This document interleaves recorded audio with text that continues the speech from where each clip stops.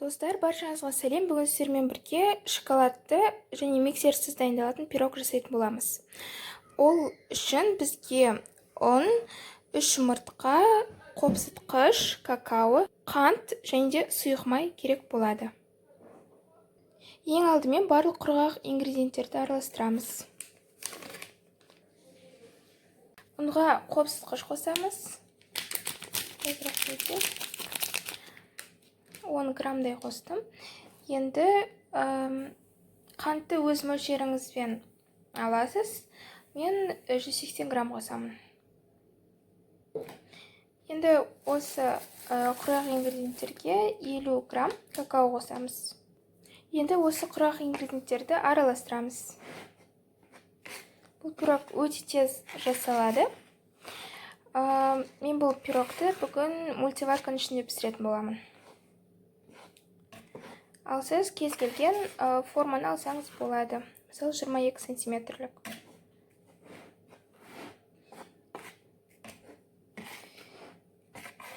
Енді массаны араластырып болғаннан кейін ортасында мынандай кішкене орын қалдырамыз.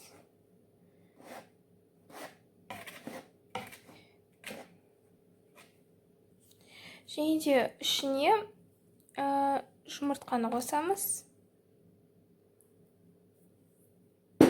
Және де 150 мл сұйық май.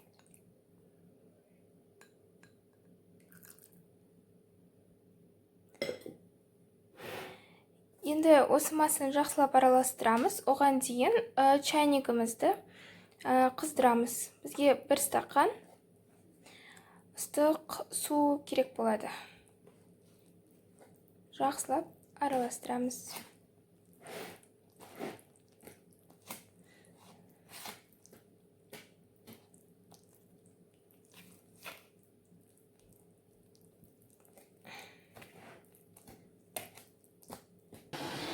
Осындай масса болу керек.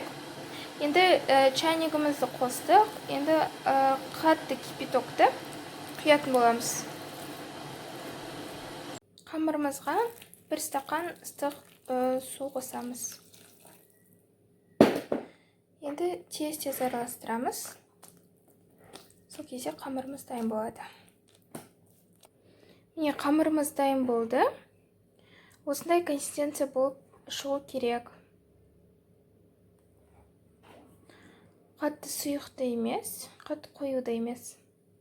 Енді сіз пеште пісірсеңіз 180 градуста 35-40 минут пісіресіз. Форманың ішін жақсылап майлаймыз, және осы форманың ішіне қазір қамырымызды құямыз.